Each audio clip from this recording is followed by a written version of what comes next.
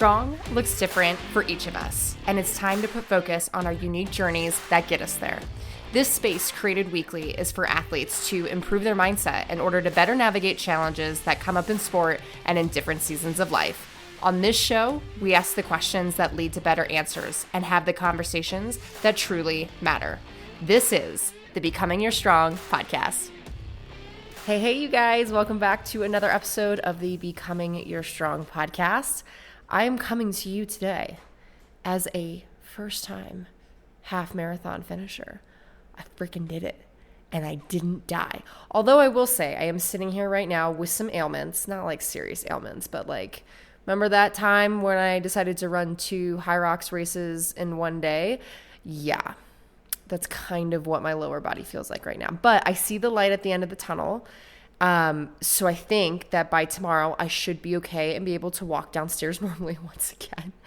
But overall, I am so just like grateful and thrilled with how yesterday went, how it went not only just for me, but for the girls that I trained that ran it with me. It just was so awesome. And I'm excited to jump into the episode for today to walk through just my thoughts and some things that came out of it, lessons learned, just some highlights for those of you that maybe you're interested in running your first half marathon or gearing up to run a half marathon, or just, again, are in the middle of athletic pursuits that just need to hear these messages right now. So we're going to pause on that real quick before I jump in, and I want to take a quick moment to talk about the Becoming Your Strong moment of the week. And this is one that touches my heart a good bit because unfortunately it comes out of really tough, sad seasons of life. I'm not going to share who this individual is, but someone that I am close with, someone that I've had the beautiful opportunity and privilege to coach over the last 2 years. This individual was hit with a lot of life recently. Unfortunately, she's been going through a lot of health circumstances, things that she couldn't control.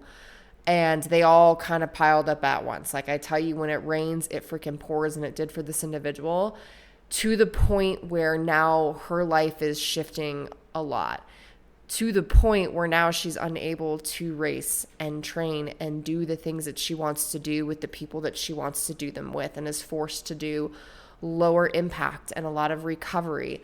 And this had nothing to do with like her previous training or just like the road that she took into hybrid racing.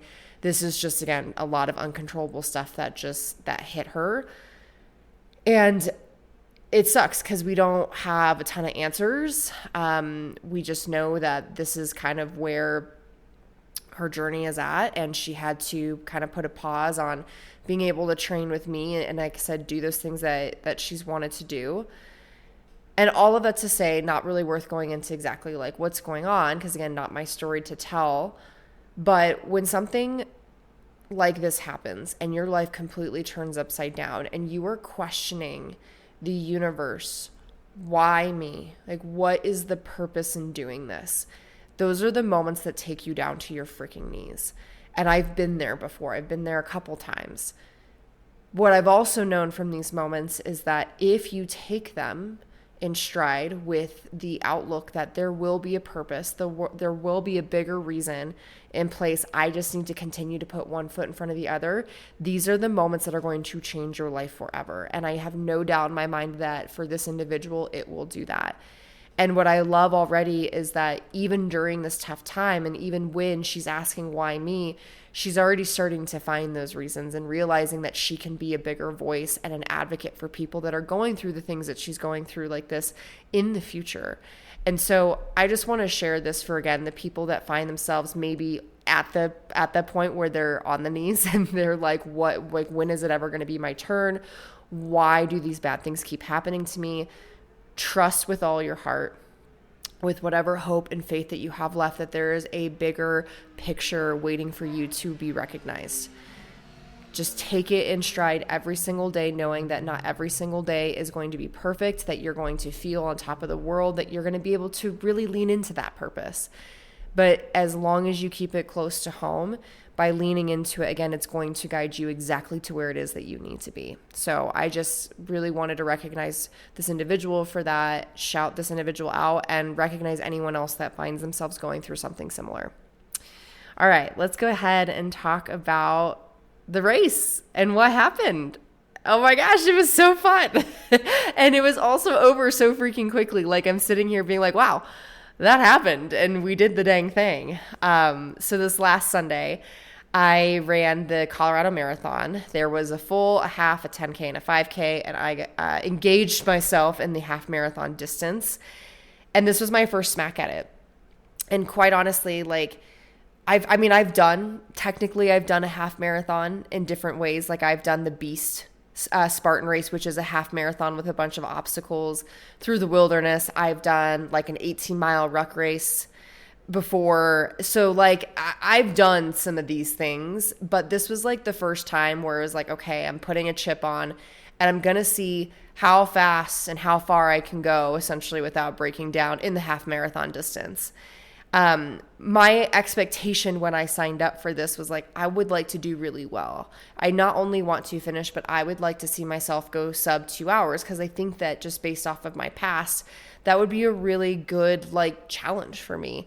I've never really been the runner type. I just magically am able to run fast for very short distances. We've seen that in the Deca Mile, but like I've never been like the runner that's able to go for long distances at fast paces. So for me, this was a great opportunity to step into that challenge, to not only challenge myself physically, but also mentally set myself up to go through it.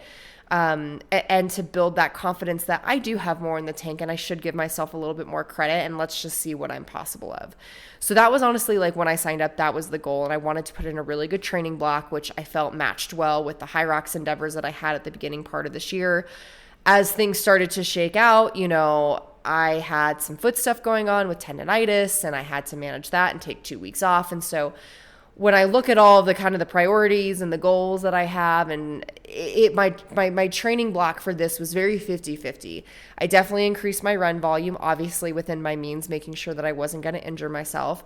But I was still focused on doing other things like high rocks and getting some decas in here and there and things of that sort. So it wasn't like a full blown, that was all I was focused on. So I sort of shifted those expectations a little bit to, you know, maybe this is just to have fun. Maybe this is just to cross the finish line, and that's going to be okay. And I will do the best that I can with what I have.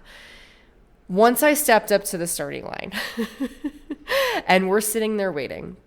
Actually, let me back up. I had a conversation with Olivia a few days prior to this, and I was like, I'm really torn because I feel like, what if I never want to do this again? What if I never want to do the half marathon distance again?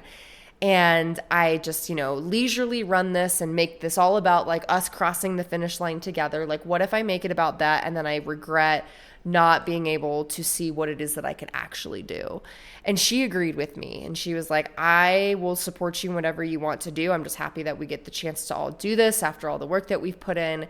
But I think that you would truly regret it if you didn't give yourself the opportunity just to see. And so I was still wavering on those thoughts, going back and forth up into the moment where we were getting ready to start. And I looked at Kira and Olivia and was like, hey, I'm going to do this. Like, I'm going to go for it. And they were like, all right, well, we'll see you later. And so we start, and I don't want to say I dropped them. They said I dropped them, but I went. Like, I found the 2 hour pacer, and I was looking for the 150 pacer of like, okay, if I can stay in front of the 2 hour pacer and see the 150 pacer, at least within striking distance, like I know that I'm going to cross the finish line with that original goal. 150 pacer, I didn't see them the entire race. They went and I was like, okay. But I knew that I was in front of the 2 hour pacer for the whole time. Like I knew that I had some distance on them. And so the first few miles of this were awesome. Like they just like, I kept hearing like my watch buzz, like mile after mile, and seeing the flags go by. And I was like, holy cow, like this is happening, and it's happening really quick. And it makes me giggle because I think about all of the runs that I've been on, and it's like, my God, it feels like it takes for freaking ever to get to miles like 4 through 6. And that's where I always feel like my crux has been, is like those few miles. And then once I get to mile 7, it's like we are freaking cruising because we know that we're halfway and all we got to do is just replicate what we just did. So for me, that halfway point really is mentally good. But the first, like the miles leading up to halfway are like, all right, come on. But in this moment, I was feeling really good. And I give that due to just being in a race sense itself, having the adrenaline, the amazing people, the views. It was a beautiful morning. I couldn't have asked for better weather. And it was just awesome. Around mile 4 or 5, here's where the problem started to set in a little bit, is my knee on the left side started to hurt. And immediately I start to freak out because I'm like, I'm not even halfway yet. Like, I was ready for that to start to happen around mile 9 through 10. It's happening way too early right now. And that's not good, because I know once the knee starts to happen, then the hip starts to lock up, and then it starts to lock up on the other side, and then I start to limp. And then when I start to limp, it is very, very painful, and it is hard to move. And I am just thinking about, like, what if that happens? And so I'm starting to freak out a little bit. And as I'm running, I find it somewhere within myself. And this I can probably say that this is just due to the fact that I've had these moments come up before where I'm able to pause and reflect on, like, hey, you have an opportunity to choose here what you turn the volume up on versus what you choose to silence. I've had so many of those moments just throughout my athletic career that it just naturally came to me. And in this moment, I felt this thought come to mind of, you experience what you give attention to and the meaning that you put behind it. And that to me was a really big deal. You experience what you give attention to and the meaning that you put behind it. If I was going to continue to put attention on my body and what was happening internally and associating the meaning of, this means that I'm not going to be able to finish, this means that this is about to get really hard, this means that I'm about to fail, well, then what do you think is going to happen? Of course, that's what I'm going to start to experience, and therefore that's the result that's probably more than likely going to happen. And so if I know this, I can manipulate this, right? It's not by saying, like, nope, I don't feel any pain, everything is fine. One would say that's one way to deal with it. That is not mine or my truth. But I literally dug into the fact that this is not unfamiliar for me. I have been in this position before where my body has started to ache, but yet I've always found a way of making it to the other side. The fear of this happening is the reason why I haven't done endurance races like this for the longest time. I'm here now. I'm doing it. This is a chance to not only override it, but continue to add to that proof that it can be done time and time again. I can't fix it. I can't do anything about it. But what I can control in this particular moment is my breathing, the kind of stride that I'm taking, what I'm choosing to focus on, and the joy that I am recognizing around me. The fact that I'm here in this beautiful location, getting the opportunity to do this with so many other people that are with high spirits and pushing through their own mental, walls and trying to overcome those. And so that's what I did, is I found someone in front of me and I watched their stride, a stride that was similar to me. And I just focused on putting one foot in front of the other and focused on my breathing. And every so often when I'd see someone shaking a bell or holding a sign, waving to them and smiling and exuding that joy, that is me, right? Because that's just what I do. And there were certain points where, like, I would take a step and be like, "Ooh, okay, that didn't feel good." But like that nervousness, that anxiety, like the actual feeling of my knees themselves started to like flutter to the side, and I didn't notice it. And were they probably hurting the whole time? Yeah, but that's not what I was experiencing throughout the rest of the race, because I chose to experience something different. So that, I think, is such a big lesson and a big opportunity for so many of us in pursuing athletic careers and just racing in general, is that we don't know what's going to happen when we step up to the starting line. The only thing that we can control is our attitude and our effort and the meaning that we put behind certain things that we experience, what we focus on. And so if we know those things, why don't we use that to our advantage? Not try to always prepare to like make things go 100% perfect. Like, I think that's the biggest mistake that we make, is that we're always trying to do the perfect training and trying to mentally prepare ourselves like for things to be perfect, when we need to be doing the opposite. We need to be preparing ourselves for what is the worst outcome, not trying to jinx ourselves by any means by saying, well, all the bad things are going to happen, but just by preparing ourselves to be strong enough emotionally and mentally for when those moments hit. And that is something I've tried to shift a lot within me, is like when I hit those moments within my training sessions, is freaking like live in it, be in it, like work through it, do the damn thing. And that honestly leads me to the next thing that started to occur, which was actually a positive thing, but something again that just scared me. Is about halfway through, I was hitting around 8:30 to 8:35-ish per mile pace. And for the record, all of my training runs for this, at least when I say like my longer, easier type runs, have been done at a pace at around 9:45 at the fastest to 10:30 at the slowest. I'm going anywhere from 90 seconds to 2 minutes faster than what I have trained this at. At least the 10-mile run that I did preparing for this, it was not that fast. And so I'm sitting here thinking, oh my God, like I'm feeling pretty good and I know that I can do this, but what if I went too fast and now I'm about to blow up? Like, what if it just hits me at mile 9 or something and I start to bonk and I am literally holding on for dear life to the point where I have to just walk and I'm not able to do it? Like, these were, again, the stories that were building up in my head. And it reminded me of something, again, that I've been working on. Ever since I've started racing in the hybrid world, like started doing DECA specifically, there were races at the very beginning of my career where I would go out way too hot and I would blow up and fall off on the box and then finish the bike in 4 minutes. And like, it was a fucking mess. Okay. And ever since then, I'm like, I never want to make that mistake again. I never want to repeat that because that is silly. That doesn't feel good. And that doesn't allow for me to make progress.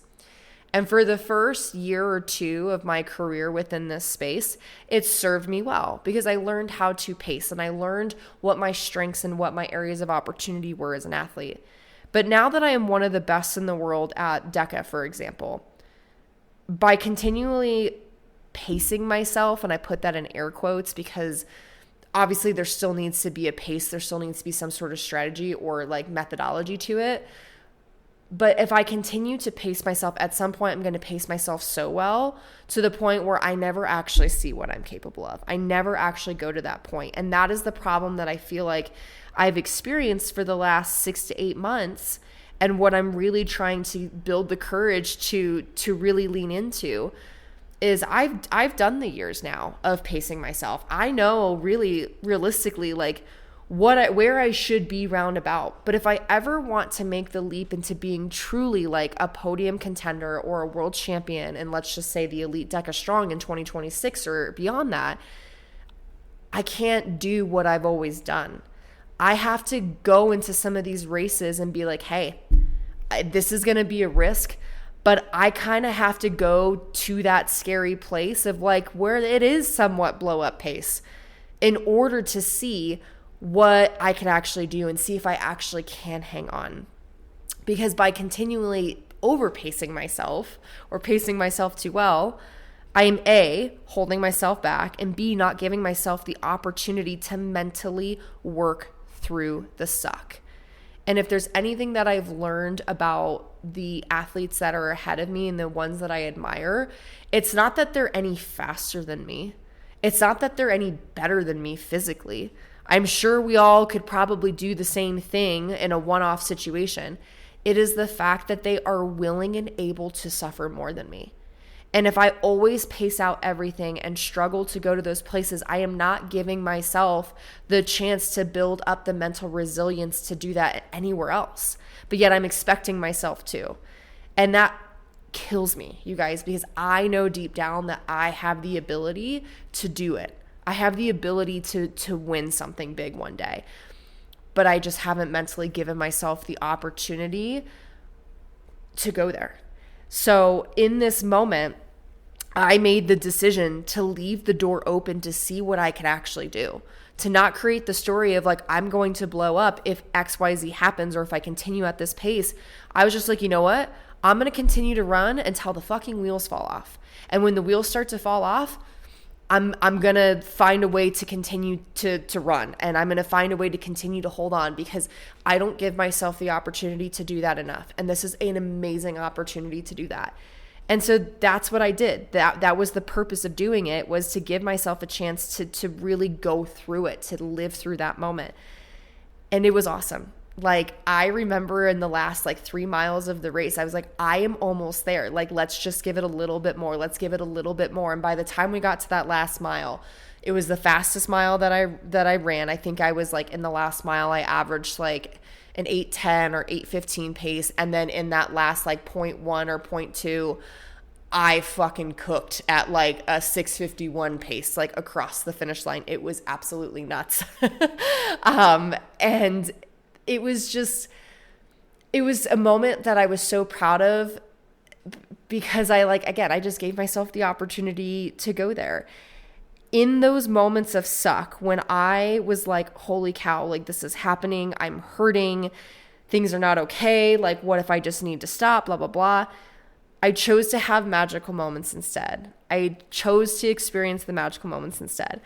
I thought about the scared me, the version of me that was so scared to run anything past 6 miles. And I think about all of those moments where I went through the suck and I went through the hard and I went through the moments that I really didn't want to. And here I am right now, and look at the athlete that I've become. I'm running my first half marathon and I'm doing it with the biggest effing smile on my face. How amazing is that? I thought about the emotional roller coaster that I've been on over the last 6 months, ever since my relationship ended, and how proud I am of the courageous woman that I am, that even through all of that I am here today as a better woman, as a better human being, upon anything that I could have ever imagined. And also in this moment that I had the opportunity not to just only run for myself, I was just basking in the glory of who I've become, but now this person that I've become has attracted someone actually amazing into my life, and I got to run to him at the finish line, right? And that was a big win for me. I thought about how lucky I am to be able to do this stuff. When a few years ago, I was unable to get off the couch and I was living a very depressed, lethargic life.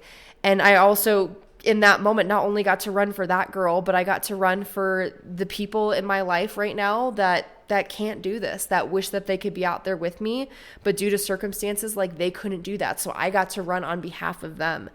There are so many amazing things happening for me. And this is a reminder that in the moments where life feels really dark, where the situation, the moment that you're in just feels so effing dark, remember how life is always showing up for you. And I know that it's so much easier said than done, but the more that you can practice that habit, the more it's going to work for you in so many different situations. I will say this, and I will end it with this. The race was over before I freaking knew it. And I was looking at Olivia, when we were sitting in the car after being up at 3 a.m. and getting on this bus and it being chaos. And then all of a sudden we ran and then we're done. And it's 9 a.m. in the morning. And I was just wow, that was over before I knew it. And we both were just so shocked. And I just took that moment. I actually took several moments throughout the race and at the finish line and while sitting in the car silently to just be present, to just be totally where my feet are at, not thinking about the next endeavor or what was happening next in the day, but just to be there. And I remember in the race, I started thinking about the journey leading up to this and thinking about hey, at some point within the next hour or so, this is all going to be gone and it's all going to be over. So live in this right now. Don't jump to the next thing. Just live in this right now.